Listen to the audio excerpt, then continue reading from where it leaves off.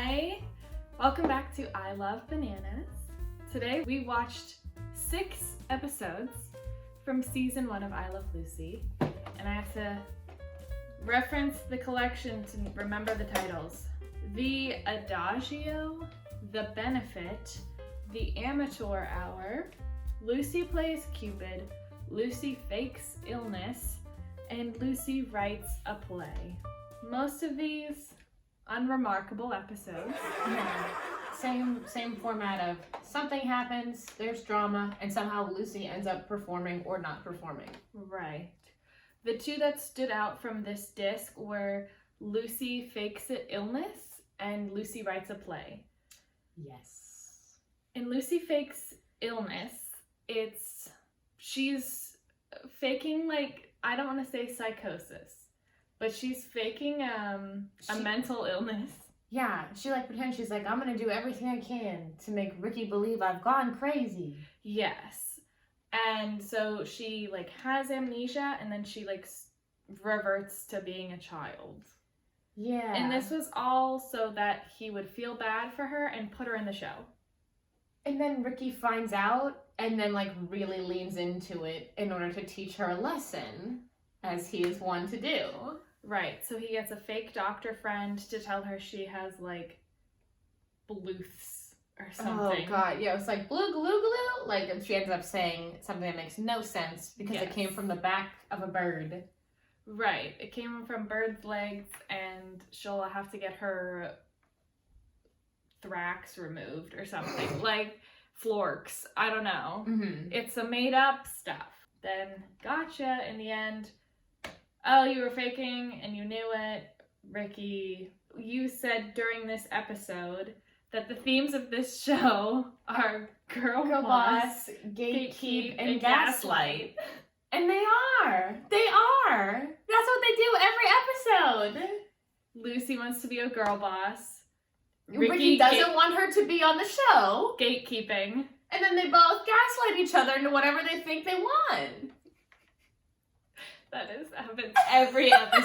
It's the format of the show. In the last episode of this disc, though, is when we thought we could have had the moment, y'all. During the Lucy Writes a Play episode, it starts off as a play set in Cuba, and Ricky is a tobacco. Well, it's not supposed to be about Ricky, and then he's like, this is clearly about me. Right. And then she's like, okay, it is. And then they make it about British people. Right.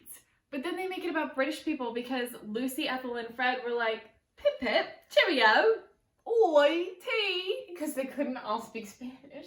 Right. But then they were like, this is funnier anyways. And it was. It was. This was my favorite episode so far. I thought it was so funny. And it had The Nightman Cometh. Yeah, oh my god, yes. The same set of when they went, it literally was just doorway, one set piece. They had a chair instead of a bed, but I looked and I was like, that is the same as The Nightman Cometh. This is the same set, and this is the same show. It was so funny. This is the same show. It was not, but it was very funny to me, and it was reminiscent. But in the end, since they turned it into a play about British people, but then they went back, and so Ricky didn't want to be in the play, but then he was like, oh, some talent agent's gonna be there. Fred, I'm taking your spot. So he comes in, he doesn't know they changed it to British version, and he comes in a Caribbean garb, and they're dressed like British people, and which they were dressed like colonial British people.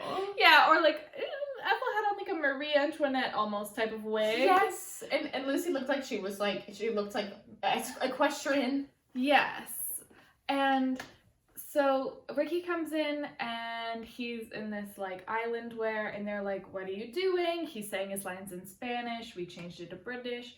Then they meet backstage and they're like, okay, we switched it around, so let's change into the other costumes. We'll go back to the Spanish version so Ricky is okay. And Ricky's like, I'll change into my British things, but they don't get it. And so then they do the play over again in Spanish, and Then Ricky comes in, looking like Thomas Jefferson. I was like, what's his name in Marie Antoinette? Freaking Stanley Tucci. No, Jason Schwartzman. like the picture of him and Kirsten Dunst like on the laptop, yes, like listening. That's what what did that, and I was like, oh, it's him. Yeah, that's what Ricky comes in, and then they're like, oh, we really messed that up big time. Mwah. No line. But no line. It was so close. It was so close, and it wasn't there. You were recording. I saw you were recording. I know. At I one thought it was point. gonna happen because I was like, we need to have the live reaction, and then it didn't happen. It didn't happen. So on to the next disc of our 33 disc set. Expect more until we find it. Thanks for tuning in. Watch another one of our videos from this series up here or on the next screen. Subscribe, follow us at Silly Sickos on all social media, and we'll see you next time.